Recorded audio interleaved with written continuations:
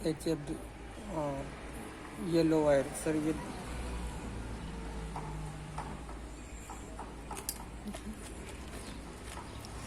ये दोनों वायर जाएंगे इंडिकेटर में, येलो पीछे में, पीछे की तरफ। ये जाएगा वायर बॉडी अर्थ में।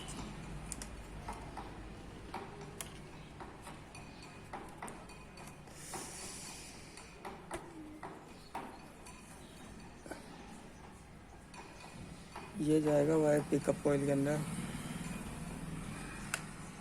नीचे वाले वायर में। और ये जाएगा बैटरी टर्मिनल में, पॉजिटिव के अंदर।